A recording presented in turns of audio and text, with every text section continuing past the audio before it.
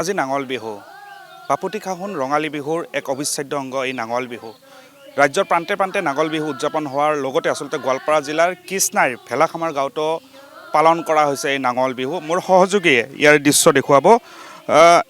নাঙল বিহু আচলতে উদযাপন কৰা হয় চহা যিসকল অসমীয়া আছে কৃষক বন্ধু আছে তেখেতসকলে বিশেষকৈ এই নাঙল বিহু উদযাপন কৰে বা পালন কৰে আৰু এই যি ভেলাখামাৰ গাঁৱত নাঙল বিহু পালন কৰা হৈছে কৃষিৰ লগত জড়িত হৈ থকা এই লোকসকলে এই নাঙল বিহু পালন কৰি আহিছে আৰু আজিৰ পিছৰে পৰা তেখেতসকলে আচলতে পথাৰত নামি পৰিব আৰু পথাৰত নামি পৰি তেখেতসকলৰ কৃষি কৰ্মত তেখেতসকলে ব্যস্ত হৈ পৰিব গতিকে মই বিহুটো বিহু গীত ইয়াতে জুৰিছে যুৱতীসকলে মহিলাসকলে বিহুৰ মাজলৈ মই গুচি গৈছোঁ প্ৰথমে পেপাতি পেপাতি ৰহে দৈ পেপাতি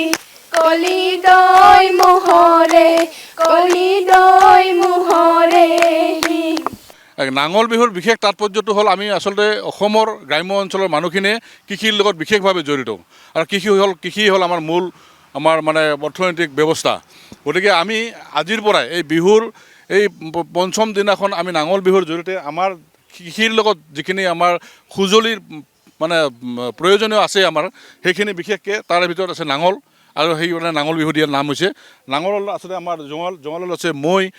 জাপি আমাৰ কোৰ এনেকৈ আমাৰ যিখিনি মানে সামগ্ৰী আমি আচলতে সঁজুলি আমি কৃষিত মানে ব্যৱহাৰ কৰোঁ সেইখিনি আজিৰ পৰা আমি চাই চিতি লৈ ঠিক ঠাক কৰি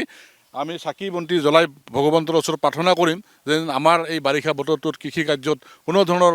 অঘটন নহয় কোনো ধৰণৰ অপায় অমংগল নহয় সঠিকভাৱে আমি কৃষি কাৰ্য সম্পন্ন কৰিব পাৰোঁ তাৰে আজি প্ৰস্তুতি আজিৰ পৰাই আমি আৰম্ভ কৰিছোঁ আহি থকা দিনত তেখেতসকলে ভালদৰে কৃষি কৰ্মত ব্ৰতী হ'ব পাৰে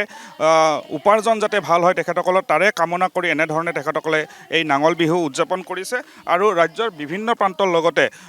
গোৱালপাৰা জিলাৰ কৃষ্ণাই নিকটৱৰ্তী ভেলাখামাৰতো এনেধৰণে আজিৰ দিনটোত নাঙল বিহু উদযাপন কৰা হৈছে।